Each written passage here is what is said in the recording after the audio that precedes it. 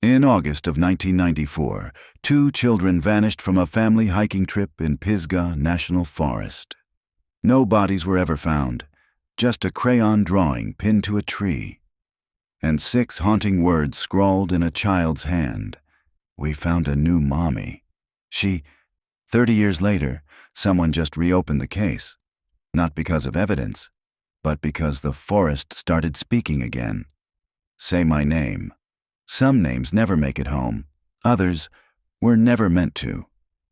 Subscribe if you want to know what's buried beneath the roots. August 1994, Pisgah National Forest, North Carolina. The fog hung low that morning, blanketing the Appalachian Range like a secret whispered too quietly to be understood.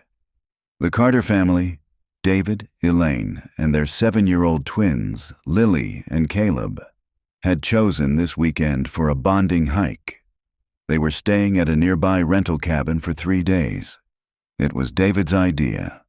After months of quiet arguments, veiled silences, and missed dinners, he had sold the idea with forced enthusiasm. "Fresh air," he'd said, "does wonders." They parked their sedan at the gravel pull-off around 7:12 a.m. David marked the trailhead sign with a thumbs up for the camcorder. Elaine, visibly tired, kept glancing at her watch. The twins trailed behind, dragging their toy backpacks and exchanging private giggles. Lily had packed a plastic unicorn, Caleb a Spider-Man figure with the paint scratched off its face. The children's trail, as the sign read in bold wood-carved letters, had recently been reopened. It was originally part of a logging route in the 1930s, now repurposed for family hikes. Short, safe, well-marked. But what happened that morning would dismantle the illusion of safety forever. By 3:27 p.m., the first 911 call was placed. Elaine was screaming, her voice cracked with panic.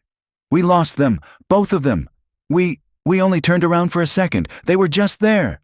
The dispatcher struggled to get coordinates as David's voice cut in, breathless and ragged. "I told them not to go ahead. Caleb said he saw a cabin. He said he saw something in the woods." When rangers arrived, the parents were combing the edge of the trail in erratic circles, calling names until their voices went hoarse. No broken branches, no signs of a struggle, no blood. No shoe prints beyond a short distance from where the children were last seen. Just one thing, about 100 yards off trail, pinned to a tree with an old railroad spike, was a torn piece of sketch paper. It depicted 2 small stick figures, holding hands, and a third, taller figure drawn in red crayon. No face, no arms, just long legs and a round head. Scrawled in shaky handwriting, "We found a new mommy. She lives under the roots." The room smelled of damp paper and old coffee. Detective Jessa Morgan pulled on the fluorescent chain above her desk, casting a harsh white glow over a mountain of file boxes. She hated this room. It felt like a graveyard, not for people but for truth. Cases left here never found resolution. They just faded. She sat at the far end of the Asheville County Police Department's records wing, in what used to be a storage room. Now it housed the cold case unit, a 3-person team operating under a tight budget and even tighter scrutiny. At 43, Jessa had the hardened eyes of someone who had worked homicide too long but still believed in resolution. Not justice, not anymore. Just truth. The kind you could document, process, and file. "Your new rabbit hole," said Mark, the unit's analyst, sliding a tan folder onto her desk. His tone was half joking, but the dark circles under his eyes suggested he'd stayed late digging for it. She flipped the folder open.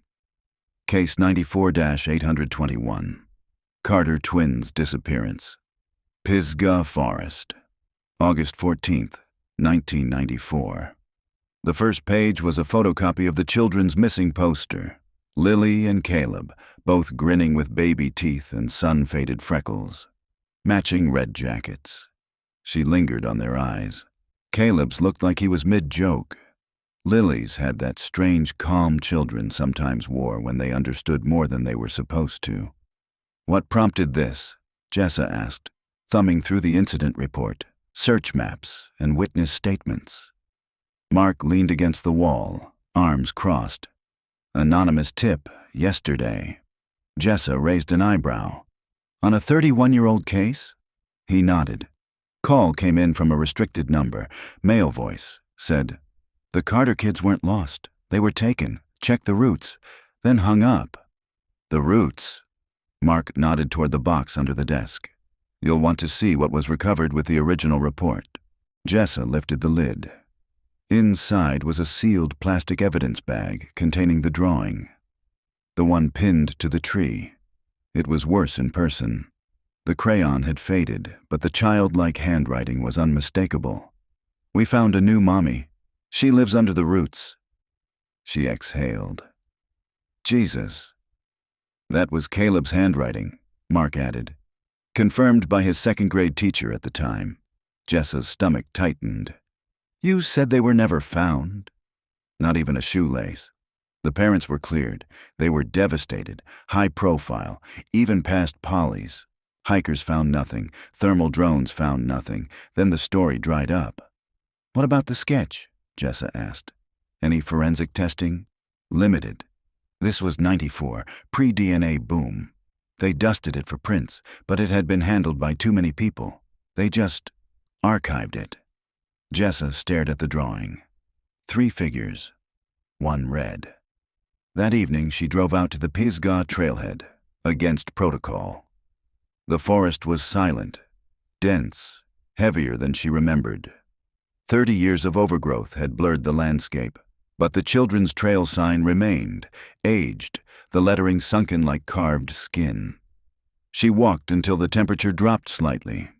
A bend in the trail opened to an old wooden mile marker, half rotten. And then she saw it. The tree, thick, split near the base, with roots that curled like fingers above the soil.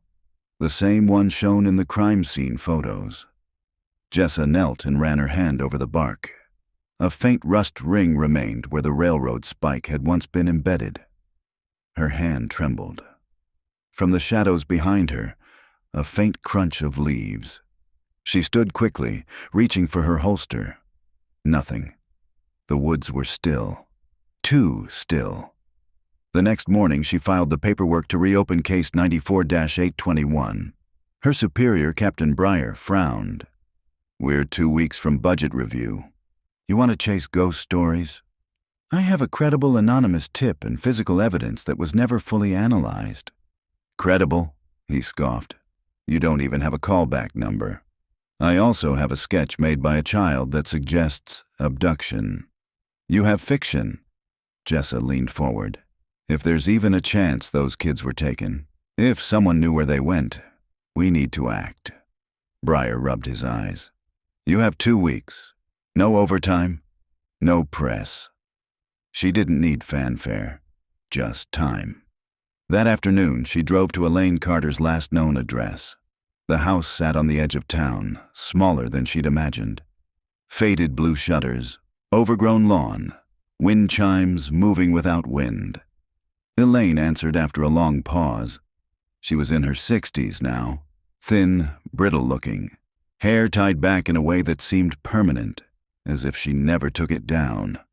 Jessa introduced herself gently. "I'm reopening your children's case."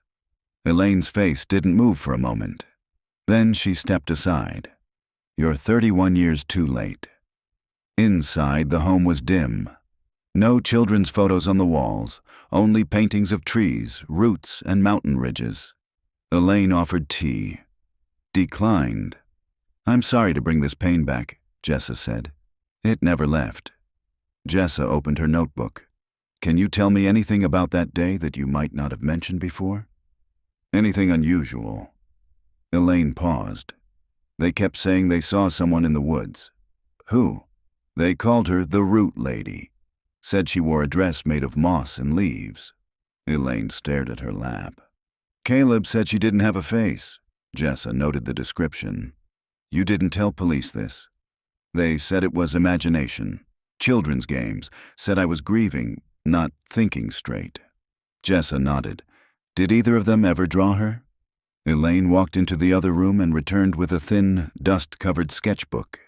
She opened it slowly, revealing child drawings, most benign, until one stood out, a tall figure in red, no face, no arms, buried beneath roots.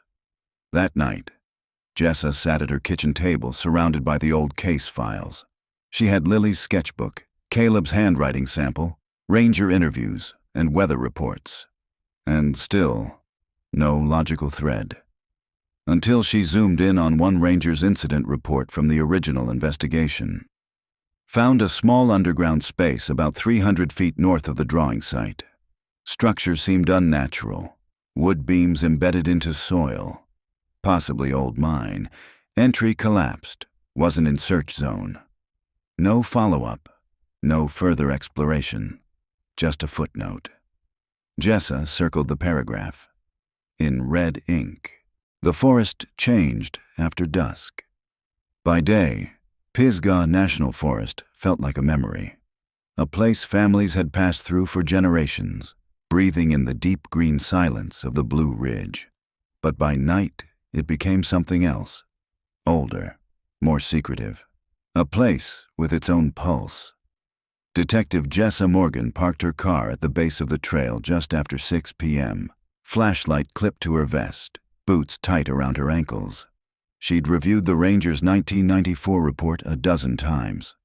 The wording was vague, almost hesitant, as if the ranger didn't fully believe what he'd found. Structure seemed unnatural. Entry collapsed. Wasn't in search zone. She checked her GPS. 300 feet northwest from the tree with the sketch. She set off, pushing through low ferns and dense brush, the faint trail barely visible. If it had been used before, nature had long reclaimed it. 30 minutes in, Jessa spotted something strange, a flat shelf of stone rising slightly above the leaf-covered ground. Not a boulder, not a natural formation. The edges were cut, clean, man-made. She swept her flashlight across it. Beneath the moss and debris, a rectangular outline emerged, like a trap door sealed shut. Along the edges, ancient iron hinges had rusted through, binding the stone into place. Heart pounding, she dropped to her knees and brushed away layers of dirt. Her fingers caught on a groove, a circular indentation near the edge. It was designed to be opened. Jessa stood and radioed back to base. Unit 34, requesting backup. I've found something near the children's trail. Coordinates transmitting now. A static-laced reply. Roger, ETA 30 minutes. She sat back on her heels and waited, every muscle tense. She had learned long ago not to let her imagination run. But the stillness around her, it didn't feel empty. It felt watched. 34 minutes later, headlights bounced through the trees. Two rangers, Officer Mike Allen and rookie trainee Simone Lee, joined her. Mike, in his 50s, had a deep-set jaw and the cautious demeanor of someone who'd seen too much. Simone was in her 20s, curious and eager but visibly nervous. You weren't kidding, Mike said, eyeing the stone slab. Can we move it? Jessa asked. Let's find out. They worked together with metal pry bars from Mike's truck. The stone resisted at first, but gave way with a groan, like something long dormant disturbed. Beneath it lay a narrow wooden ladder, broken halfway down. A shaft dropped into darkness. The smell was immediate, earth, mold, and something metallic. Mike shined his light. That's not natural. Support beams. Someone built this. A root cellar, Simone offered. Maybe, Jessa replied, or something else. They descended one by one. Mike went first, then Simone. Jessa followed last, the rotted wood creaking under her boots. She landed on packed dirt. The chamber was small, maybe 15 by 15 feet, with wooden walls reinforced by planks. A lantern hook hung empty from the ceiling. Simone gasped. Jessa turned her light toward the far wall. A drawing, faded but preserved in the dry air, was carved directly into the wood. Not paper this time. The same stick figures. 2 children, one taller figure in red. Beneath it, scratched like claw marks. Under the roots, she sings. Jesus Christ, Mike muttered. This was never in any report. Jessa examined the carving closely. There's more. To the left of the main image, a series of tallies, 50 or 60 vertical lines grouped in fives. A count of something. Time. She turned to Mike. This wasn't just a hiding place. Someone lived here. Or kept someone here, he added grimly. Simone turned pale. We need to test this site. Soil, DNA, prints, everything. Jessa nodded. Seal it. Document it all. As they climbed back into the night air, Jessa felt something cold on her neck. A drop of water. She looked up. The tree canopy was motionless. No wind. No rain. Back at the station, the evidence techs worked late processing what they could from the chamber. Most of the walls were too dry or degraded for prints, but the scratched wood held promise. Simone collected soil samples from beneath the floorboards. Jessa, back at her desk, opened her laptop and pulled up old regional maps. She traced the terrain around the children's trail. Something about the ranger's description bothered her. A collapsed structure. The forest was known to have moonshiner tunnels, abandoned during Prohibition. She opened another tab. Missing persons reports from 1970 to 1995, all within 50 miles of Pisgah. 12 cases, 7 children, 5 adults. All unsolved, all hikers. And in 4 of them, she found a pattern. Drawings left behind. Descriptions of a woman in the woods. Claims of being watched, lured, or led away. One note from 1983, written by a missing girl's brother, sent a chill through her.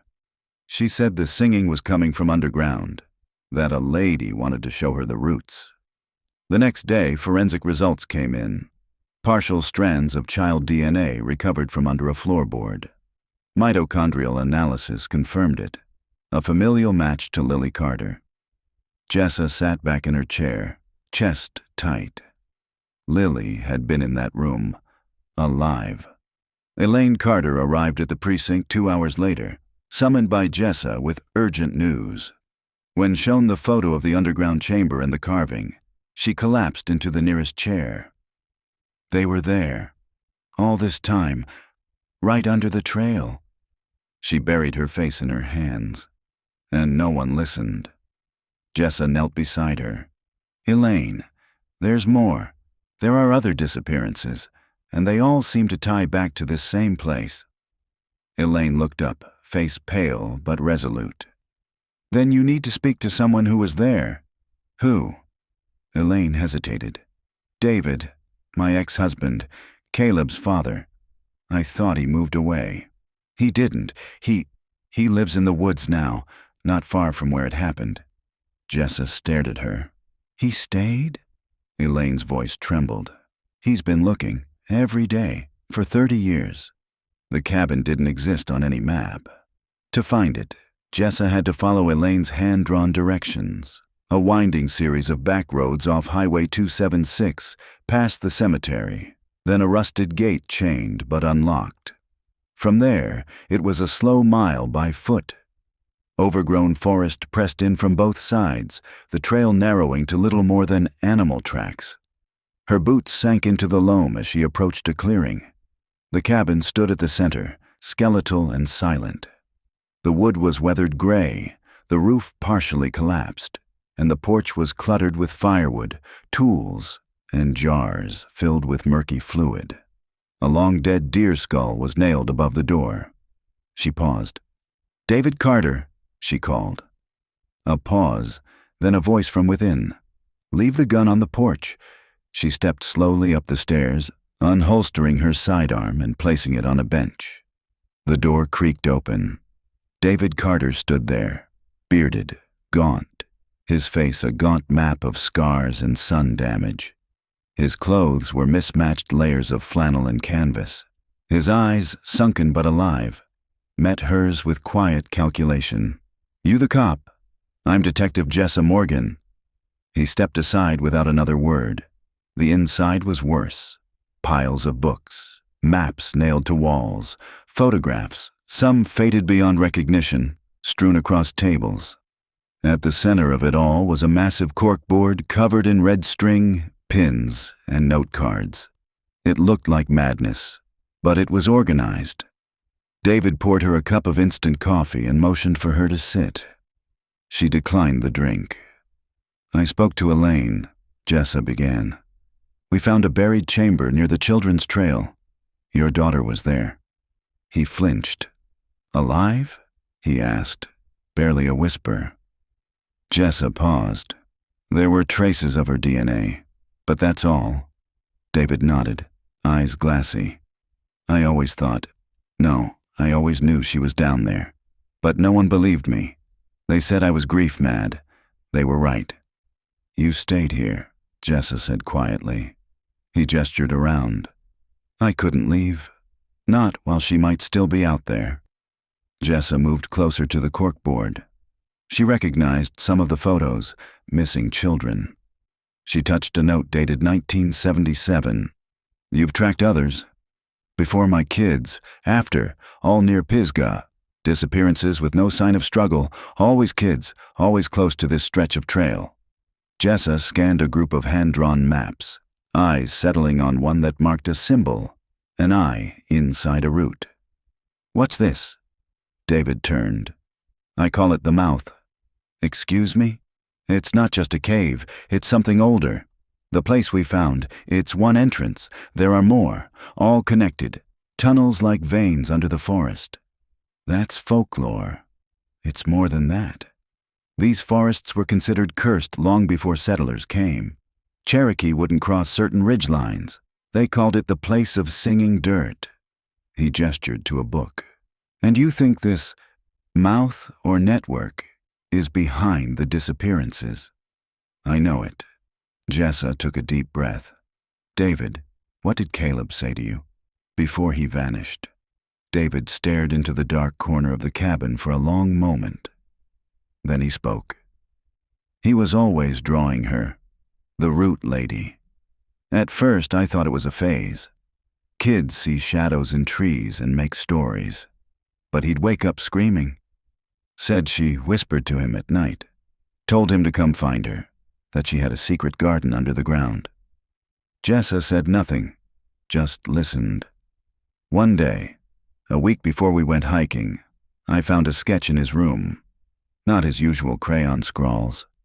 This was detailed, obsessive. It showed our family, and her. Tall, red, no face, and beneath us, roots like veins pulling us downward." David's hands trembled. "I burned it. I was scared. Not of the drawing, but of how real it looked. Like he'd seen it with his own eyes." Jessa moved to another section of the corkboard.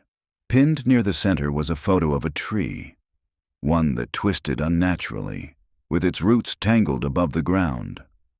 The caption beneath read, "She sleeps beneath the crooked birch." David followed her gaze. "That's where they go. I've tracked them at night. Movement, footprints, never more than 2.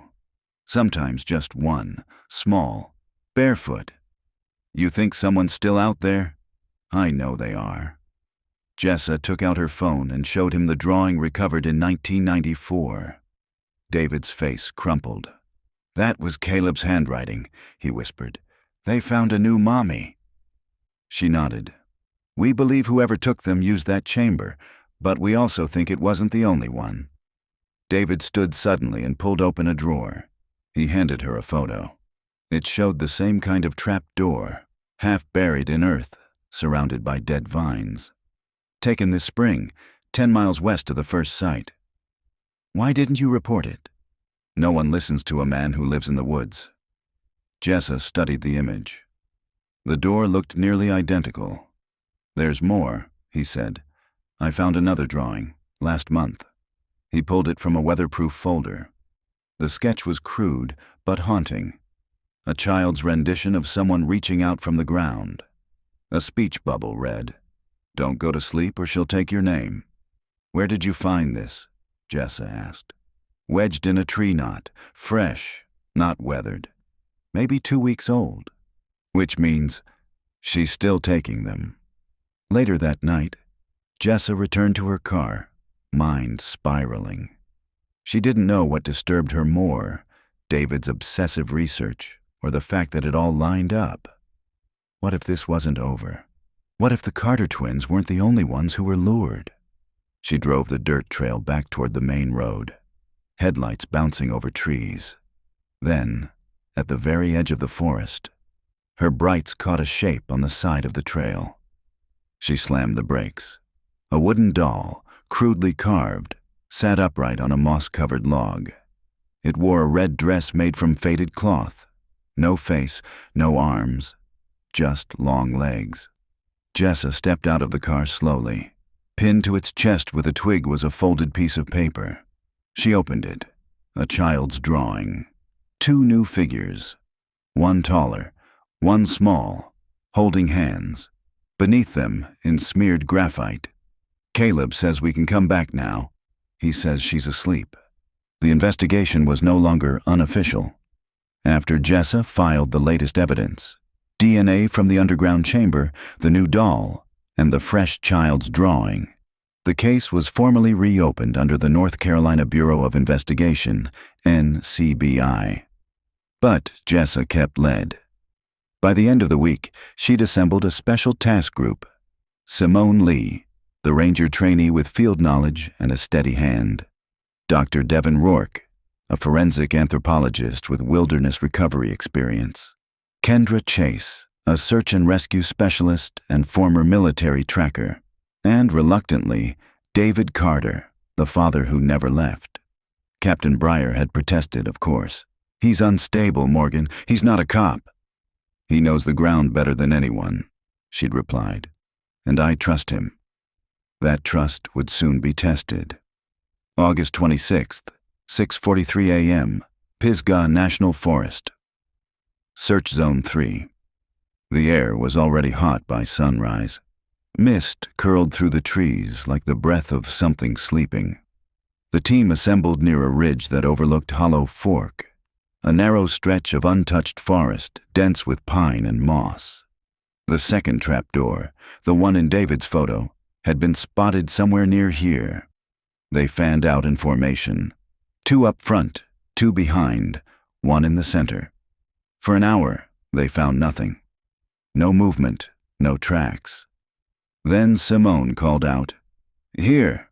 They gathered around her crouched figure. She pointed to the moss-covered ground. A pattern of flattened earth in a perfect rectangle. Buried, covered with bark and leaves, but faint lines betrayed the edges of something man-made. Kendra dug with her multi-tool, clearing dirt gently until wood surfaced. Not rotted. Fresh enough to creak when she tested it. Another door. David knelt and traced the edges.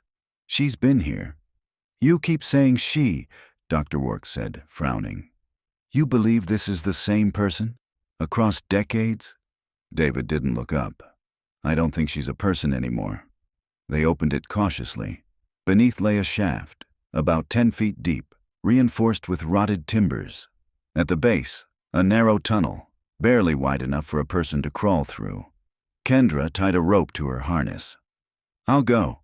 "No," Jessa said. "We go in pairs. Simone, you're with me. Kendra, stay topside in prep gear. Devin, log everything." David looked like he wanted to argue, but didn't. Jessa and Simone lowered into the dark. The tunnel was tight, the air stale with mildew. Flashlights barely cut the black. After 10 yards, the passage opened up. A small chamber, round, no more than 6 feet across. Wooden beams supported the ceiling, and again, on the walls, scratched drawings. Children. But these were different.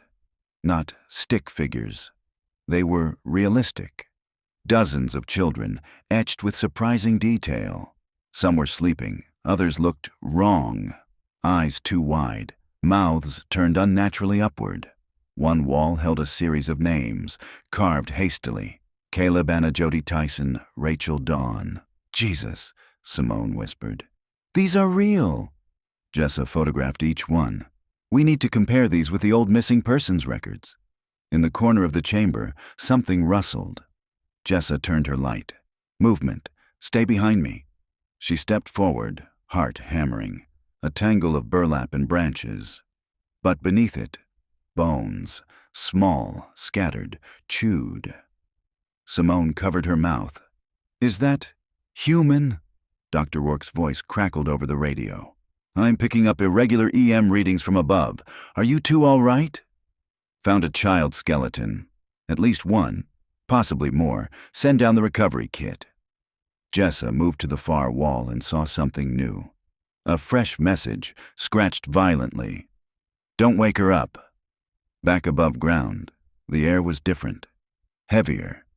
Kendra sat on a log, pale and sweating. Her eyes were unfocused. You all right? Jessa asked. I heard something. What? Kendra's eyes widened. Singing. It was soft, like a lullaby. In another language, maybe. No one else heard it? Everyone shook their heads. Jessa turned to Simone. Stay with her. Get her some water. Devin, scan her vitals. I want to know if there's an environmental trigger down there. Could be radon, he muttered. Or high CO2 levels. Jessa didn't respond. She kept hearing something too. Not a voice exactly. More like a hum vibrating behind her ears. 2:17 p.m. They returned to base camp with the recovered bones, photographs, and carved names. Devin began preliminary forensic work immediately. It would take time for DNA confirmation, but he was already certain. The remains are human, juvenile, at least 3 individuals. All died from blunt trauma, skull fractures, possibly inflicted by wood or stone, post-mortem damage from animals. Estimated time of death? Varies. One set is recent, within the last year. Jessa stared at the bones. This wasn't ancient horror. It was ongoing. That night, the team stayed at a ranger outpost. No one slept. Simone sat cross-legged by the fire, staring into the flames. Did you hear it? She asked Jessa quietly. Hear what? In the tunnel, when you looked away. For just a second, there was a voice. Jessa said nothing. She didn't trust her own mind anymore. Later, Jessa reviewed the audio recording from her body cam. She hadn't listened closely before. She fast-forwarded through static, whispers, boots on wood, rustling. Then she heard it. A voice. Software female. Faint. Almost a lullaby. It repeated a phrase. She slowed the audio, filtering out background noise. Don't let her see you. Her skin prickled. It wasn't Simone. It wasn't her. The next morning, Kendra was gone. Her bunk was untouched, her gear missing. Outside, only one set of footprints led from the camp toward the trail. Jessa followed them to the edge of the forest, where they simply stopped, like the earth had swallowed her. Pinned to a tree nearby was a crumpled drawing, a child holding hands with a taller figure in red. Above them, another figure, face down in the dirt, a stick labeled K, and below it, scrawled in graphite. She was listening too hard. The search for Kendra Chase lasted less than 2 hours. Rangers brought dogs, infrared scopes, and air drones. The forest gave them nothing. No scent trail, no heat signatures, no gear, no signs of struggle. She had simply walked into the woods and never come back, just like the Carter twins, just like the others. And pinned to a tree, another drawing. Each one got more detailed, more confident. Like whoever was making them was watching, learning. This one showed 4 people. 2 adults, 2 children. One adult had long hair. One wore a badge.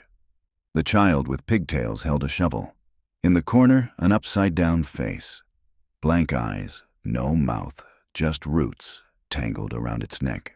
August 27th, 5:42 a.m. Ranger Outpost Number 9. You need to pull your team, Captain Breyer barked over the sat phone. You've already lost one. This isn't salvageable anymore, Morgan. Jessa rubbed her eyes, standing outside in the morning fog. We've found human remains. Multiple disappearances tied together by evidence. You want me to walk away? I want you to survive, he growled. And if you don't leave, your badge won't mean much longer. She said nothing. Not because she agreed, but because he might be right. Simone hadn't spoken since last night. She sat by the fire, knees drawn to her chest, sketching absently into a notebook. Not her own drawings. She was copying the ones they'd found, page by page. When Jessa tried to ask why, she only whispered, "To remember the order." David watched them both from a distance. He hadn't slept either. That afternoon they set out to find the mouth. According to David's maps, it was located near the upper ridge above Pine Hollow, a place he only found once, at dusk, after following a sound he could never replicate. "This won't be on GPS," he warned as they hiked. "You'll feel it before you see it." Jessa wasn't sure what that meant, but 4 hours later, she knew. They stepped into a clearing, and everything changed. The air was wrong, cooler, too still. The sounds of birds, wind, even their footsteps seemed dulled. Moss covered everything, including rocks that looked melted at the edges. At the far end of the clearing, half buried beneath earth and ivy, was a massive, ancient tree. Its trunk split wide, roots curled like tentacles. And nestled between them, a door, wooden, arched, covered in carvings. It looked like it had grown from the tree itself. "Is that it?" Jessa asked quietly. David only nodded. His expression was unreadable. Simone stood back, arms crossed over her chest. "It's wrong." They approached the door cautiously. Jessa touched the carvings. The wood was warm. Not from the sun. It had been in shadow, but from within, like the tree itself was alive. "What are the symbols?" she asked. David pointed. "Those are root sigils, pagan maybe. And here," he traced a circular shape, an open mouth surrounded by spirals. "She feeds on names." "What?" "That's what the lore says. The spirit underground, she takes your name first. If she knows it, she can pull you in." Jessa's skin prickled. "Where did you hear that?" "Old mountain legends. A woman who wandered too far, took a wrong step, and fell into the dirt. She never left, became something else. Children hear her humming through the roots. If they follow the song..." He trailed off. Simone's radio clicked with static. Then a voice. Faint. Wrong. "Caleb. Lily. Lily. Caleb." The names repeated, distorted. They all froze. "No one's broadcasting," Simone said. That's not possible." Then the door creaked. It moved, just slightly. A breath. David stepped back. "She knows we're here." They retreated. Back at the outpost, Simone finally spoke.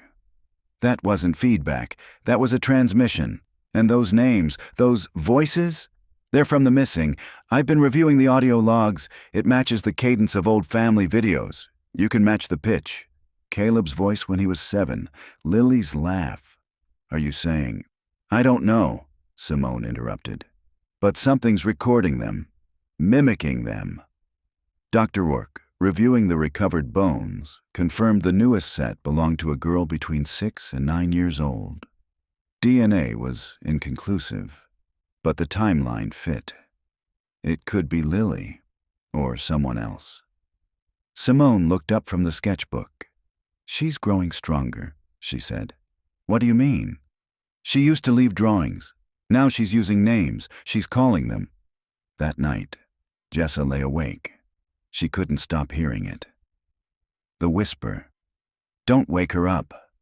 What if this wasn't a serial killer? What if it wasn't human at all? She rose quietly, grabbing her boots and flashlight. At the edge of the clearing, David was waiting. "I couldn't sleep," he said. "Neither could I." They stood in silence for a long moment. Then David said something he'd never admitted aloud. I think Caleb is still alive. Jessa turned slowly. Because I can feel him, he whispered. Sometimes I see footprints near my cabin. Small ones. Fresh. I think he's trying to come back, but she won't let go. Jessa didn't argue, because part of her believed it too. The next morning, the door to the mouth was open. Fully. A tunnel yawned beneath it. Dirt stairs descending into blackness. A note had been nailed to the bark beside the entrance.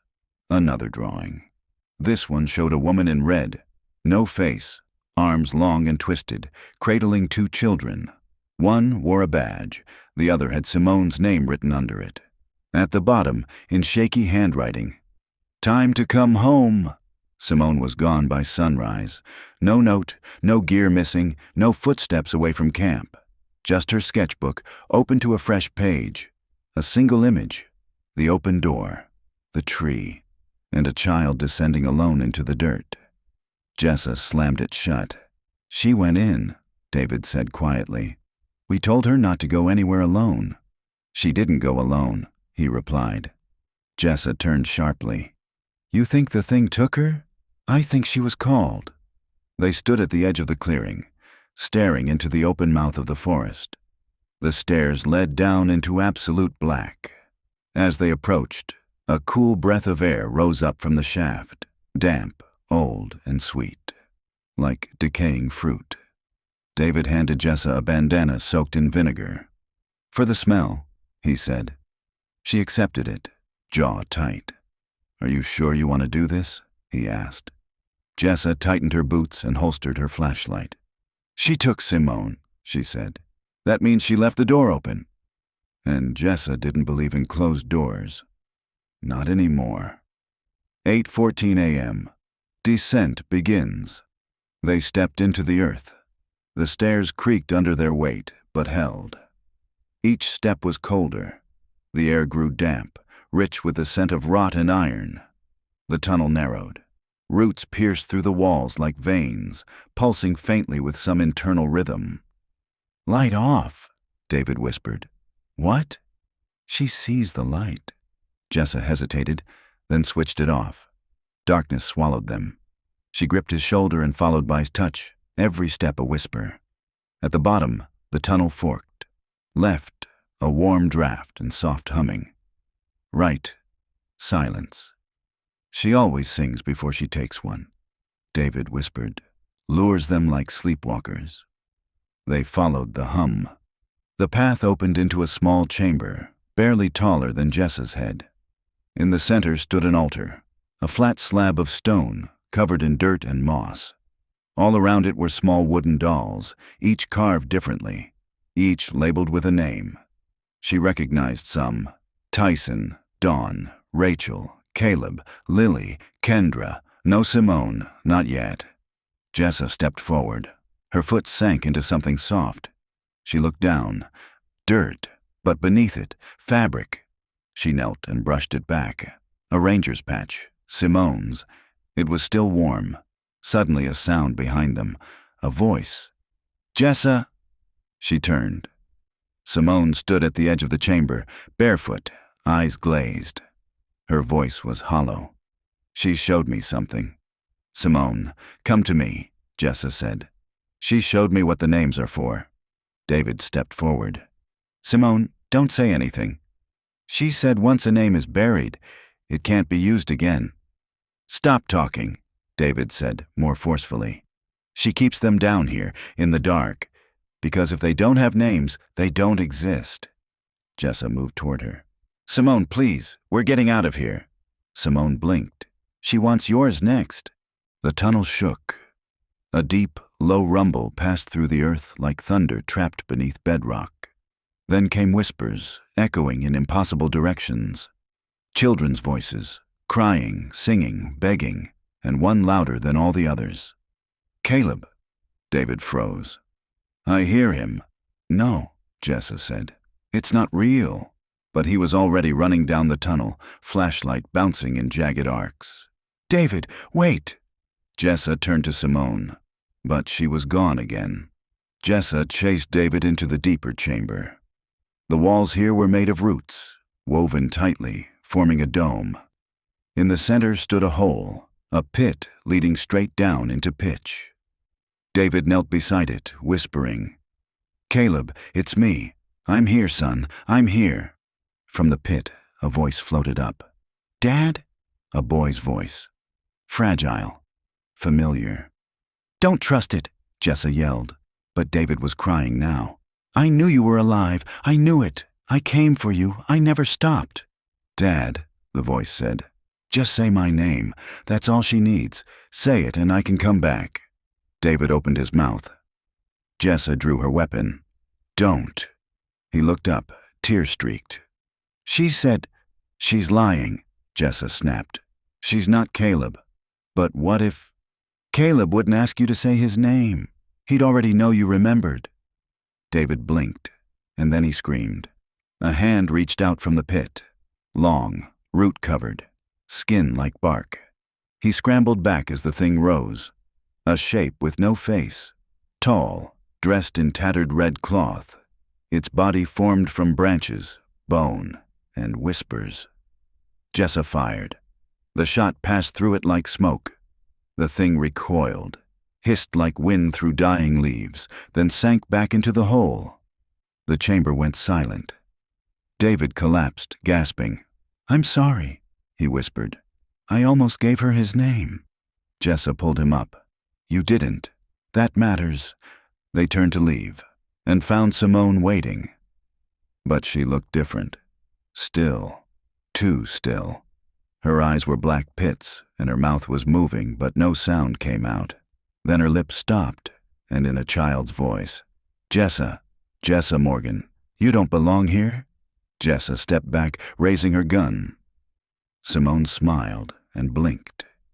And then her face changed. For a split second it became Lily's. 7 years old. Smiling. "Found a new mommy," she said softly. "Want to meet her?" The roots began to move. All around them, walls pulsed like a beating heart. The dolls fell from the altar, clattering like bones. Jessa grabbed David. "Run!" They didn't look back. By the time they reached the stairs, the tunnel behind them had collapsed. Dirt and roots blocked the way. The door to the mouth closed. But they were out. For now. The forest was silent as they limped back to the ranger outpost. Not dead silent, expectant. Like the trees were listening. Simone didn't return. No trace of her. Only her sketchbook again, sitting neatly on the porch of the ranger station when they arrived. The page was blank except for a message scrawled in pencil. "Names are doors." You opened one. David slept for the first time in 3 days. Jessa didn't. She pored over Simone's notebook, studying every sketch. Some were clearly drawn before they entered the mouth. Records of evidence, timelines, names. Others, though, they weren't hers. The style changed, became more childlike, more erratic. One page simply repeated the phrase, "She is the name under the soil." She is the name under the soil. Another showed stick figures with no heads. Beneath them, "If you forget who you are, you stay." Jessa stepped outside into the pre-dawn cold and lit a cigarette with shaking fingers. She hadn't smoked in 4 years. The forest loomed. The mouth was closed, but the feeling hadn't left her. Something had marked her down there. Not physically, not yet. But it was coming. August 29th, 7:30 a.m. Carter family cabin, isolated ridge. Elaine. Carter hadn't been contacted yet. She didn't answer her phone. Hadn't left the cabin in weeks. Jessa decided to tell her in person. The drive was winding, narrow. When she arrived, Elaine opened the door slowly, as if expecting someone else. "I'm sorry," Jessa said. "We found something, again." Elaine nodded, almost calmly. "It's never over, is it?" "No," Jessa said. "Not yet." Inside the cabin, nothing had changed. Same paintings of trees. Same silence. But this time, Jessa noticed something new. a faint trail of dirt leading down the hallway, into the children's old bedroom. Elaine followed her eyes. I thought it was just the wind. Jessa stepped quietly to the room and opened the door. The beds were still made, the toys untouched, and on the window pane, drawn in condensation and dust, were 2 small handprints. Beneath them, a single word, Dad. Jessa stepped closer. Etched faintly into the wooden windowsill, almost invisible unless you looked at the right angle, was a name. Caleb. She ran her fingers over the letters. Fresh. Elaine was behind her now, silent, shaking. He's still here, she whispered. I think he's trying to get out, Jessa replied. Elaine sat on the edge of the bed. She kept him all this time, and Lily, and now Simone. She feeds on names, Jessa said. When someone says a name or forgets it, it's like she gains power over them. Elaine looked up. But Caleb still remembers who he is. Jessa nodded slowly. Maybe that's why he hasn't disappeared completely. That evening, Jessa returned to the outpost and pulled every record from the 1994 investigation again. There was one report that had never been digitized. A handwritten interview from a retired fire lookout, now deceased. His name was Elias Brantley, and he'd worked near Pisgah for decades. Saw them once, those kids, a few weeks before they vanished. They were on the trail near the old burial ridge. The boy was humming. The girl was whispering to herself. They both looked pale, lost, like they were dreaming while awake. I called out, but they didn't answer. I heard something else, though. Another voice behind me said a name I hadn't heard in years. I turned, but no one was there. And the last line. There's something under the forest. It knows who you are. And once it does, it starts taking the rest of you. Jessa sat alone that night with a recorder and began speaking into it. She wanted a record. Not for the department, not even for Elaine. For herself. August 29th, Carter twins case reopened. 3 underground sites discovered, 1 anthropological anomaly confirmed. Multiple sets of remains recovered. Officer Simone Lee missing in action. Kendra Chase presumed deceased. Subject the mouth, confirmed real. I believe the entity or presence involved is tied to an ancient mythological structure. Possibly local folklore, possibly older. It seems to require names, spoken aloud or thought, to access or control memory and movement. The more names it gathers, the more powerful it becomes. My name is Jessa Morgan, and I am not forgetting who I am. She shut the recorder off. August 30th, 4:02 a.m. Back at the Carter cabin, Elaine called in a whisper. There's someone outside. A child. Jessa arrived within 40 minutes. Elaine met her at the porch, clutching a flashlight.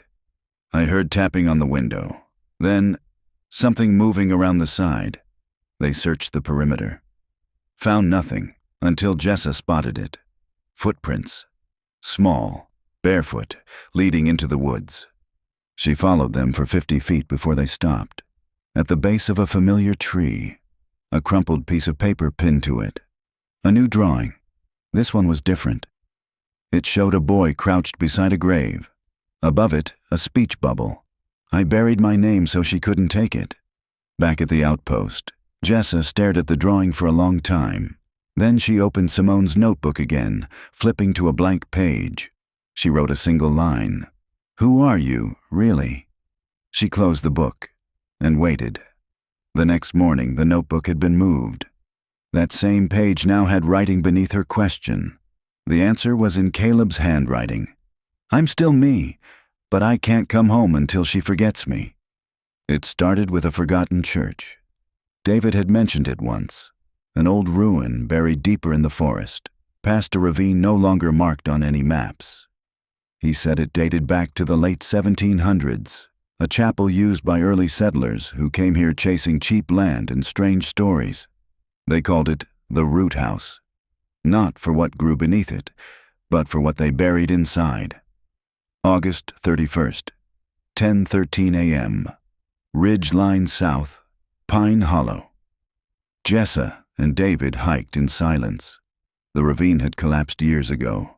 The ground was unstable, damp with rot and old mudslides, but after an hour of climbing, they found it. A stone foundation overrun with ivy and vines.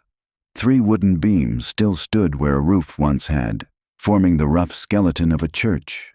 Inside, a stone altar, cracked in half. Beneath it, a box, carved into the top, nearly eroded. The record of the given and the taken. David opened it with a crowbar. Inside were pages bound in thread, ancient, their ink smeared and curling. A makeshift ledger of names, children's names. Beside each was a second column. Some were blank. Some said kept. Some said returned. But most said hollowed. They found her name halfway through the book. Ellery Wren, age 9, taken 1789. Hollowed. And beneath it, a note in smaller script. She walks still. She carries the roots. She takes names so she cannot remember her own. Jessa whispered aloud. She forgot who she was. David stepped back. That's it. That's why she needs names. She's not feeding on them. She's trying to fill the void. He nodded slowly. She can't leave the forest because she doesn't remember anything but this place. She takes others so they'll stay with her. Jessa stared at the stone. She doesn't even know she's doing it. They brought the ledger back to the outpost. Rourke and Elaine helped catalog the names. Simone's wasn't in it, nor was Kendra's, nor were the dozens of other missing from the modern era. She's not writing them down anymore, Jessa said. Elaine offered a grim possibility. What if she's not taking them for her anymore? That night, the audio logs picked up a new recording. Unprompted. A child's voice. Don't say it. Don't even think it. If you say it, it becomes real again. Then, a different voice. Caleb's. She's getting full. Soon she won't need names at all. She'll just take the rest of you. Jessa made a decision. If names gave this thing power, they had to take that power back. But how do you erase a name? She turned to David. What was her name again? He flipped through the ledger. Ellery Wren. Jessa wrote it down, then stared at the paper for a long time. What are you doing? Elaine asked. Jessa didn't answer. She lit the page with a match and let it burn in the metal sink. We're going to forget her, she said. David frowned. That's not enough. It's a start. The next morning, the sketchbook was different. The drawings were lighter, less frantic. One showed a tree with a door, but the door was closed and padlocked. Another showed a sunrise over a ridge, with 2 children standing at its edge. The last page was just this. Don't remember her. That's how we win. Jessa asked Elaine for a favor. Tell me something about Lily, anything, but leave out her name. Elaine blinked. She used to eat cereal without milk. Always said the milk made the crunch go away. They smiled briefly, and it held. Because that was the trick. Remember the child. Forget the name. You could keep the love, the memory, the soul, but without the name, the root woman couldn't take them. That afternoon they returned to the mouth, still closed. Jessa buried something at the base of the tree. A notebook, empty. No names inside. Just a single phrase on the cover. This stays closed. They turned to go, and from deep in the woods, a sound followed them. Not a whisper, not singing, laughter, children's laughter. Names were supposed to last forever. They were etched into headstones, whispered at birth, shouted across playgrounds, and remembered in grief. But something had shifted, and Jessa Morgan was beginning to realize. The forest didn't just take people, it took their names too. September 2nd, 8:55 a.m. Asheville County. Victims' Families Outreach. With Rourke and David cataloging the Root House ledger, Jessa began reaching out to families of other long-missing children. Those who'd vanished within 50 miles of the Pisgah trail system between 1970 and 1995. 12 in total. Only 4 families remained in the area. Jessa visited them one by one. The first was Patricia Mendez, 81, whose grandson Daniel had vanished in 1981 at age 6. Her hands trembled as she poured tea. "He used to collect rocks," she said with a sad smile. "Not normal ones, flat ones shaped like teeth." Jessa nodded. "Do you remember what he looked like?" "Oh, yes," Patricia said. "He had a scar right here." She traced her chin. "Tripped over a shovel once." Jessa hesitated. "What was his favorite toy?" Patricia blinked. "Oh, I don't." She closed her eyes, visibly straining. "I can't picture it," she whispered.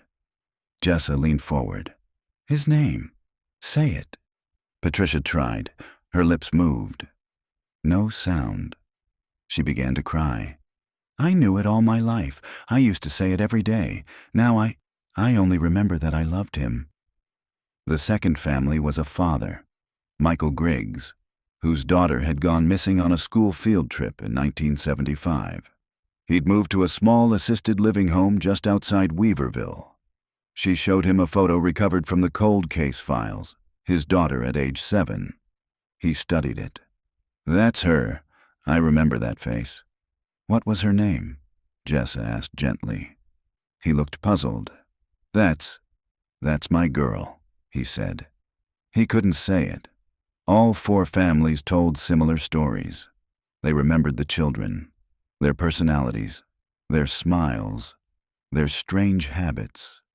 But the names had faded, as if time had worn them smooth, or something had intentionally scraped them away. Back at the outpost, Jessa shared her findings with Elaine and David. "She's severing the link between memory and identity," Jessa said. "When the name is gone, it's harder for them to be found, even harder for them to come back." Elaine stared at her hands. "But you remembered Lily." "No," Jessa said quietly. "You did. You protected her name. And maybe that's why Caleb is still fighting." That night, Jessa dreamed of the Root Woman. She was standing in a vast underground chamber, arms of tangled limbs and vines, head bowed, whispering dozens of names, none of which Jessa could hear. One child stood across from her, a boy, Caleb.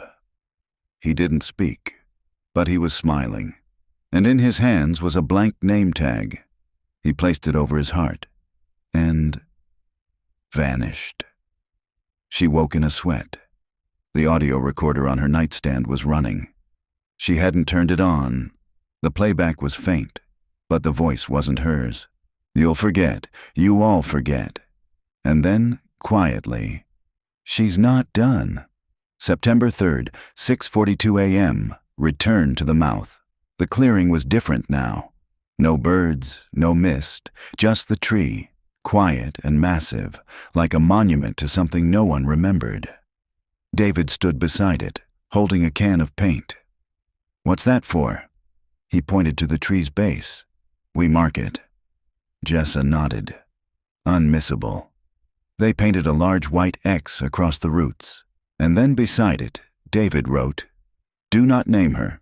They planted cameras, audio devices, motion sensors, everything modern technology could offer. And then they walked away.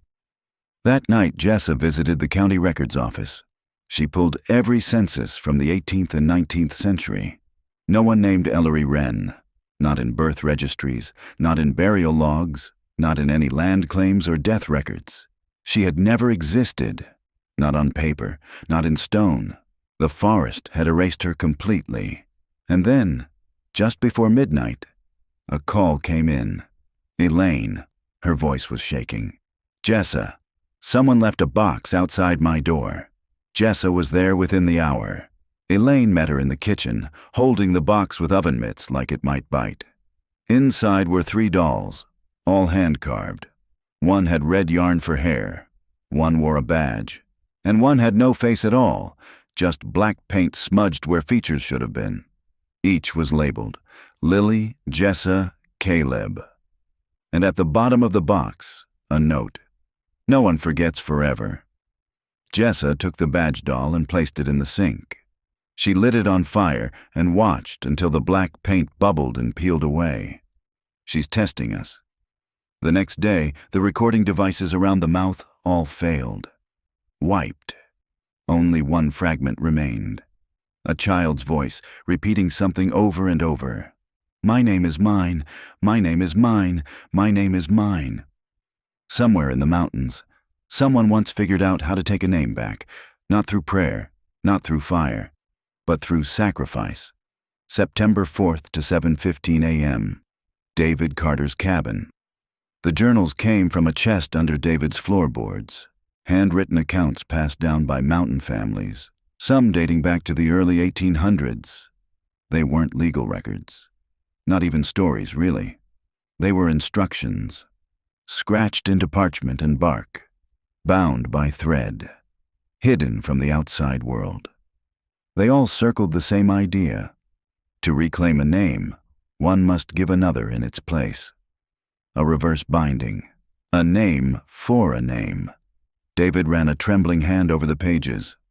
There was a child in 1823 who came back. His mother gave her name to the roots in his place. The forest took her. But the boy came home. Jessa's heart pounded. She replaced him. She became the remembered. He became the forgotten. Elaine sat across from them, pale but resolute. So that's the choice, she whispered. We either take Caleb back or let him go. Jessa closed her eyes. No, she said. There's another way. They spent the afternoon assembling everything they would need. The root house ledger, with names of the taken, the dolls, the faceless totems they had recovered, a piece of Caleb's handwriting, and, finally, something living, a memory of him no one else had. Not his name, not his voice, just a moment. Elaine volunteered. She told them the story as the sun set. When Caleb was 5, he tried to teach Lily how to skip rocks. She couldn't get it. She got frustrated. So he picked the biggest, flattest rock he could find and tossed it into the water. Didn't skip at all. He said, "See? Even I mess up big." She laughed. Softly. He wanted her to feel better, not perfect. Jessa wrote the memory down. Not the name, not the date, just the emotion, the feeling, the reason to come back. They returned to the mouth that night.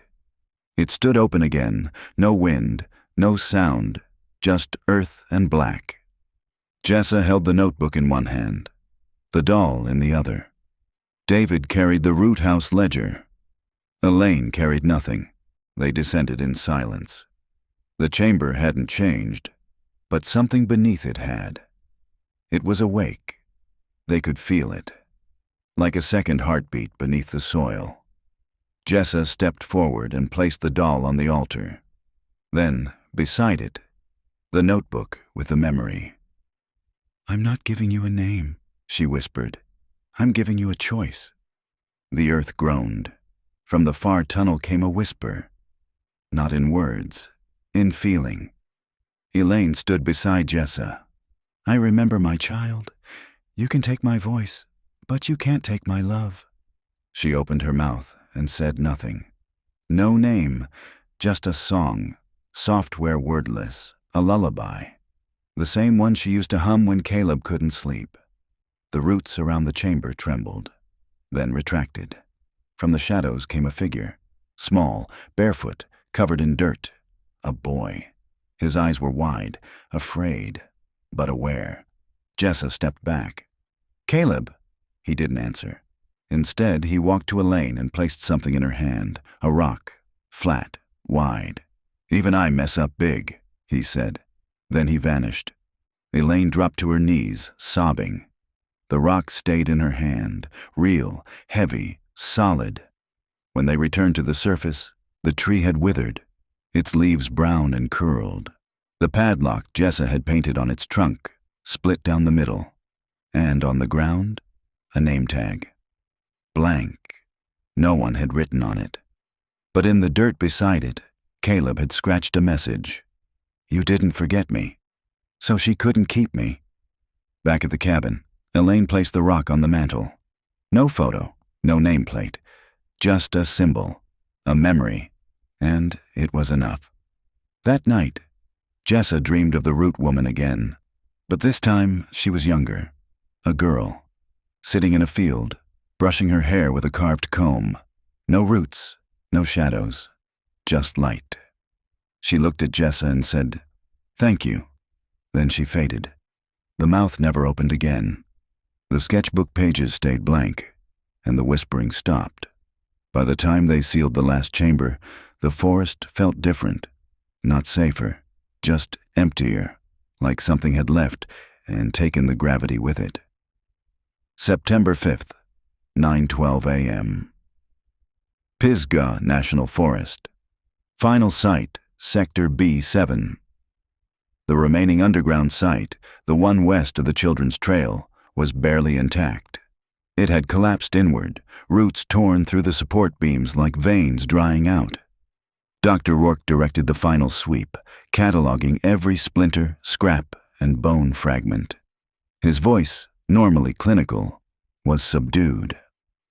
"We've recovered the remains of at least 11 individuals," he said, "only 2 positively identified. Kendra Chase. And someone listed in the 1980 files as Jane Doe number 7, a girl missing from a nearby township whose name had been lost in local record misfires. Her family hadn't even known where to look." Jessa stared at the bagged evidence. "Do we tell them?" she asked. "Tell who?" "The families. If we can't give them a name." Rourke looked up, shadows under his eyes. "We give them something else." The state ordered the chambers permanently sealed, with reinforced concrete, flagged GPS fencing, and no entry status for all unmarked trails within a 5-mile radius. But Jessa kept the root house ledger. Quietly. It belonged in the dark, yes. But it also belonged remembered. Elaine returned to Asheville. She declined media interviews, declined departmental inquiries, declined the memorial. Instead, she painted. The first one she finished was a large canvas, 2 children holding hands on the edge of a trail, a sunrise behind them. No faces, just outlines. She titled it, "We Knew Each Other Once." David stayed in the woods, built a new cabin, smaller, off-grid. Jessa visited him once, bringing supplies. He didn't speak much, but before she left, he gave her a folded piece of paper. On it, a single phrase in Caleb's handwriting, "If you remember what I did, you remember me." Jessa returned to her apartment and locked the sketchbook in a drawer. She still dreamed. But now, it wasn't of the root woman. It was of the forest before, lush, alive, neutral. It had never meant to harm anyone, but something ancient had seeped into it. And now? Now it was just a place without names. September 12th at 3:31 p.m., NCBI archive room, final case log. Jessa placed a box on the archive desk. Inside, the dolls, now faceless. Photos of the mouths, now buried. Audio recordings, scrubbed of whispers. And a notebook, completely blank. The clerk reached for a form. Case name, Jessa thought, then smiled. No name. The clerk raised an eyebrow. Sometimes it's better that way. She signed the form, then walked out. Later, at home, Jessa stood in front of her mirror and repeated her own name 3 times. Jessa Morgan, Jessa Morgan, Jessa Morgan. It felt solid, unbroken. But just before bed, she found a slip of paper taped to her door. Folded, yellowed, unmarked. She opened it carefully. It was a child's drawing. Just 2 figures, one small, one tall, walking side by side toward the woods, and beneath them, scribbled in fading graphite. She doesn't need names anymore. She almost didn't open the notebook again. It had sat untouched in her drawer for over a week. Every time Jessa passed it, something inside her said, "Let it rest." But silence wasn't the same as peace. September 19th, 11:02 a.m., Jess's apartment, Asheville. The day started like any other. Coffee, case reports, a message from David about a trail camera knocked loose during the last storm. Then, on instinct more than reason, she opened Simone's sketchbook. Most pages were as she'd left them. Drawings of trees, underground maps, the root woman, names she could no longer pronounce, but buried near the back, a page that hadn't been there before. The paper was newer, smoother, inserted, not bound. A drawing, black ink, one continuous line, two people standing at the edge of a tree line. One held a lantern, the other a shovel. Their faces were blank. Behind them, half submerged in the forest floor, was a door, smaller than the mouth, but newer. And beside it, written in Simone's tight, angular script, one more. Just one more. Jessa stared at the page for a long time. Her first instinct was to destroy it. But her hands wouldn't move. Something wasn't finished. She returned to the clearing alone. No GPS, no camera, just the sketch and a lantern. The tree where the mouth had been was now nothing more than a husk. Its bark had flaked away, revealing smooth gray wood beneath. No carvings, no signs of life. But nearby, at the base of a ridge, she found it. A door, half buried in moss, smaller than the others, made of fresh pine. The symbol etched onto it, a circle with 3 lines through it. Not roots, bars. Jessa touched the surface. It was warm, not like the others, like it was waiting. She didn't open it. Not this time. Instead, she pulled a marker from her pocket and wrote on the wood. Not this time.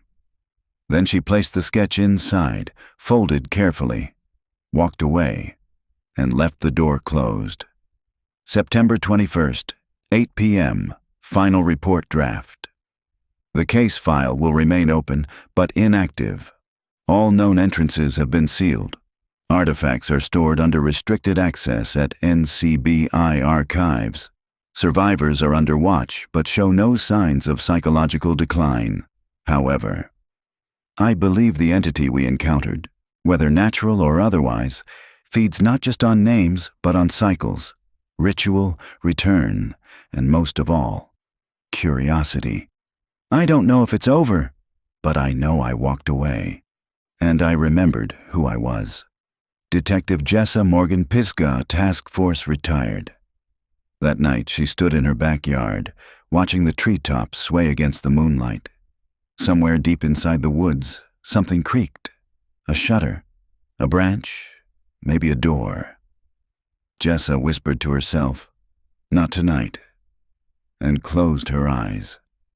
10 years later, October 13th at 2:12 p.m., Pisgah National Forest, Public Access Trailhead 6. The children moved in clusters, bright backpacks bouncing, their teacher calling reminders from the rear. "Stay on the trail, don't wander off." A boy near the back, Milo, age 9, lagged behind. Not out of disobedience, just curiosity. The forest felt weird, like it was holding its breath. He paused near an old tree stump. Something poked out from beneath the leaves, not shiny, just intentional. He knelt and brushed it back with the sleeve of his jacket. Wood, carved. It was a small plaque, no bigger than his palm. Words etched in faded ink. "Remember the ones with no names." He tilted his head. Below the words was a symbol, a circle with 3 lines through it. He didn't recognize it, but he liked the shape. He slipped it into his pocket and ran to catch up with the others. That night in his room, Milo placed the plaque on his nightstand. The wind picked up outside. His window rattled slightly. He stared at the wood and whispered aloud, "I wonder who left you." And from somewhere inside the forest, something shifted. A long-forgotten creak, like a door. Not opening, not yet. Just remembering where it had been.